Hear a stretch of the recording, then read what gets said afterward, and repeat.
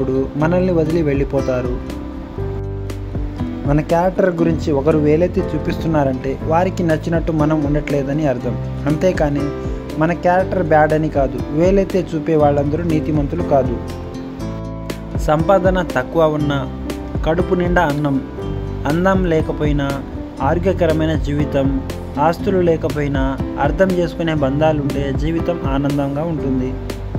ఒక మనిషికి ఇవ్వాల్సిన టైంలో విలువ ఇవ్వకపోతే తర్వాత నువ్వు ఇద్దామనుకున్న వాళ్ళు తీసుకోవడానికి యాక్సెప్ట్ చేయకపోవచ్చు. ఎందుకంటే ఆత్మాభిమానం అంటే ఒకటి ఉంటుంది ప్రతి ఒక్కరికి.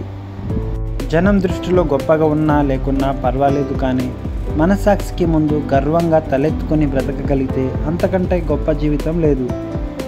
దృఢ సంకల్పం, తరగని ఆత్మవిశ్వాసం, బలమైన కోరిక ఉన్న చోట విజయం తప్పక వర్తిస్తుంది.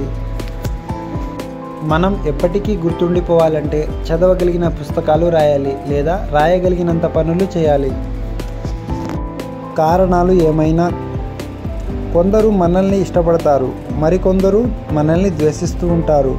ద్వేషించే వాళ్ళని ప్రేమించండి, ఇష్టపడే వాళ్ళని ప్రేమించండి. డబ్బు సంపాదించమని చెబుతుంది, కాలం ఆగకుండా పరిగెత్తమని చెబుతుంది, లక్ష్యం కష్టమైన చేరమని చెబుతుంది, నమ్మకం వీటన్నిటినీ నేనున్నానని భరోసా ఇస్తుంది. రాత రాసి ఉండాలి, గీత గీసి ఉండాలి అంటే కుదరదు. కష్టపడితేనే ఏదైనా వస్తుంది. అది ఆస్తి అయినా సరే, నువ్వు అనుకున్న లక్ష్యమైనా సరే. ఏది శాశ్వతం? మన వెనక ఉన్న డబ్బా, మన ముఖానికి ఉన్న అందమా, మనతో ఉన్న అధికారమా? అసలు మనమే ఈ భూమి మీద శాశ్వతం కాదు. ఇవన్నీ మనకెలా శాశ్వతం అవుతాయి? ఒంటరిగా తల్లి గర్భం నుండి భూమి మీద వచ్చాము, ఒంటరిగానే భూగర్భంలో కలిసిపోతాము. ఇదే అక్షరాల నిజం. జీవితంలో సంపాదన పెరిగితే ధనవంతుడివి అవుతావు, వయసు పెరిగితే ముసలివాడివి అవుతావు.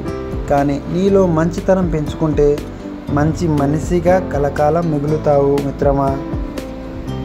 వీడియో నచ్చినట్లయితే లైక్ చేసి షేర్ చేయండి. ఛానల్ని సబ్స్క్రైబ్ చేసి